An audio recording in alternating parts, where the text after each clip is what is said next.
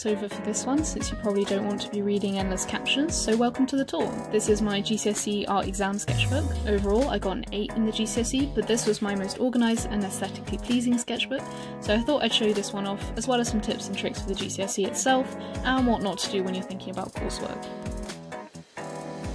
Hey buddy!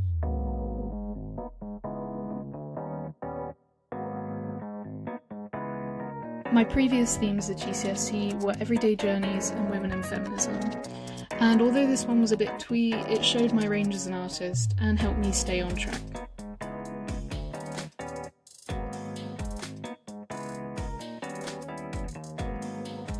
And here's my initial research. I first did some general research into the representation of fruits and vegetables in art, and then from this I researched a few artists whose styles I'd liked.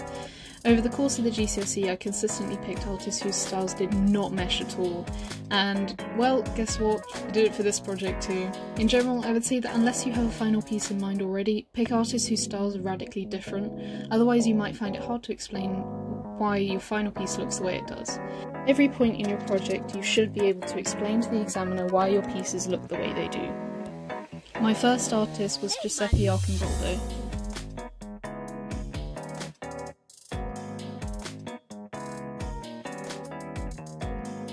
My next two were Mary Fedden and Joelle Pinkman.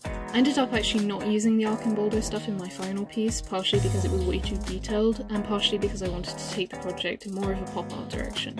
I fell in love with Pinkman's work though, and my responses to her art turned out a bit better than I expected.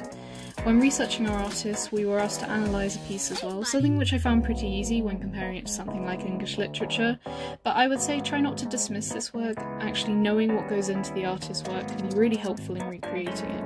It's also just nice to have that research to refer back to later when you need it.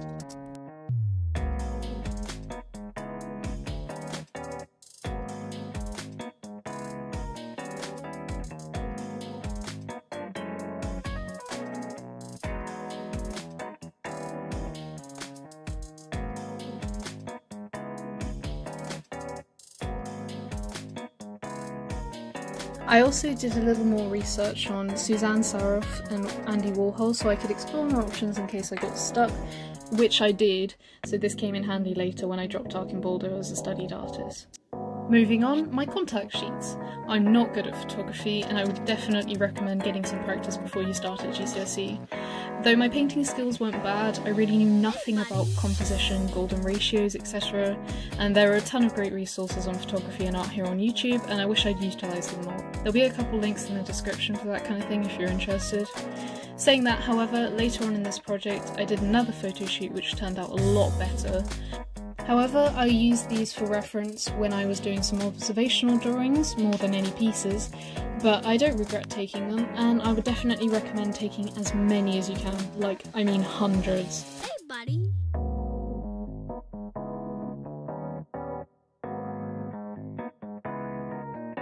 You can also see here that I didn't really annotate these photos much, and although I don't think you really need anything detailed for contact sheets, it probably would have been better to give the examiner an idea of what I was thinking of when I took them. Here's a selection of my better photos, and I think here I was trying to discuss texture and colour within the varieties of fruits and vegetables. Like I said, I never ended up using any of these, but they're still an important part of my progress in these projects, and that can be really valuable in gaining marks.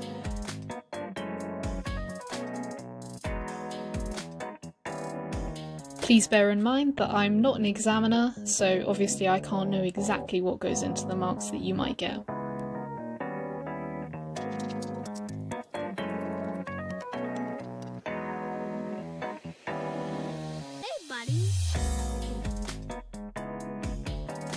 My favourite pages. Unfortunately, since they weren't in any particular style, I never pushed this any further, but it was a really fun experiment. I created patterns with various observational drawings and just kind of played around with colour, lines and shapes until I found something I was happy with. I really like working with ink, and I do regret not doing that more at GCSE. I think it probably would have made a lot of my pieces better, but I still really like these patterns, and that tomato one you can see on the left is actually one of my favourite things I've ever made. I was really proud of it.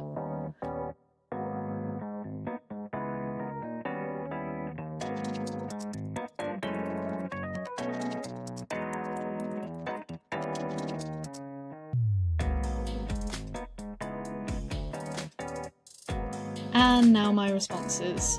If I'm honest, I really don't think these turned out well. The composition is really dodgy and it doesn't look anything like the artist's work looking at it now. However, working under really short deadlines, which you have to keep on top of, made me rush a lot of this.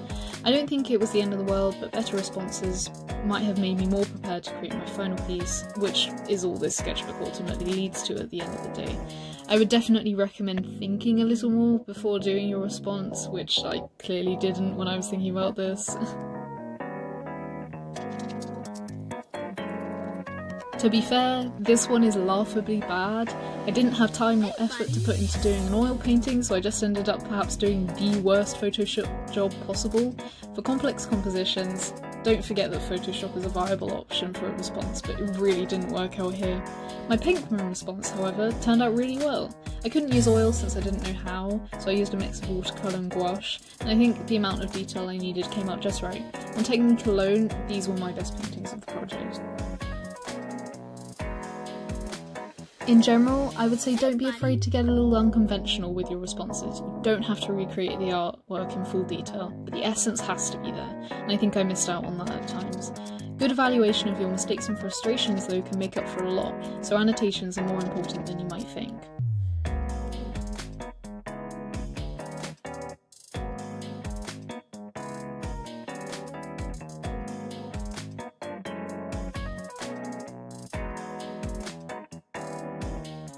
This one is a response to the photographer Suzanne Saroff, an artist which I did a lot less on in my initial research, but I ended up using these photos in my final piece, so it was really important to the project.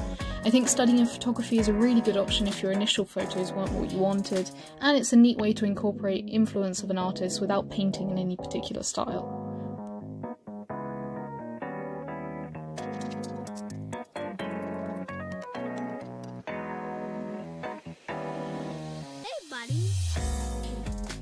And now the experimentation. Essentially here I was trying to come up with an idea for my final piece, and I road tested a few ideas on a smaller scale.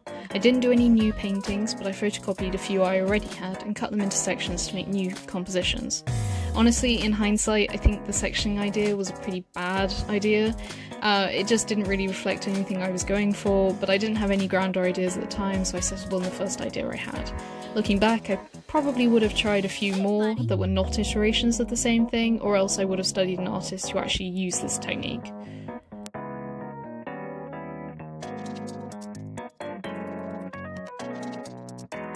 In these pages, I'm just further consolidating my ideas with a few sketchy paintings to make sure I had the colours right. You can see I did one painting, photocopied it, and tried several different colours and compositions a few times.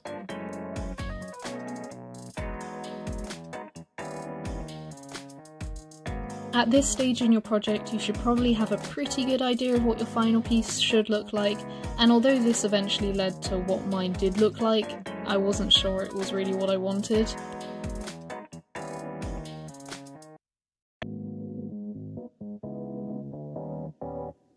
And finally, the final piece compositions. I tried out a few different ones with some different colours and annotated what I thought about each of them as I went. I think it's really important to show your progress and process in this particular step, so make sure you do full annotations. For my final piece composition, I added more detail about my references, the colour schemes, and how my painting would be realised. I think it's really important to think about the technicality of your final piece, not only so that you can prepare the materials, but also to know whether it's actually possible in the time.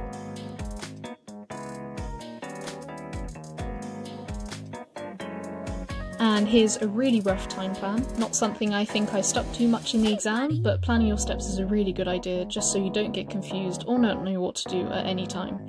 I finished in time in the exam with about 10 or so minutes to spare, so this worked out pretty well. I've also got my mock-up pieces here. I split my painting into 7 pieces and I didn't have time to do them all, so I compromised by finishing just a few sections. And these are documented here with full annotations on what the influences were and what I liked about them.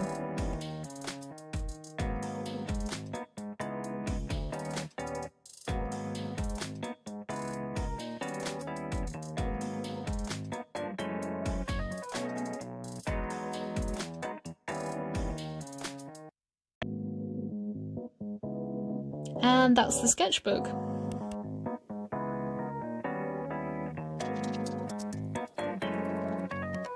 I think ultimately my final piece did reflect exactly what was in my sketchbook, but it was a tiny bit embarrassing that it wasn't very pretty, and honestly I think if I could have done it again I probably would have done something completely different.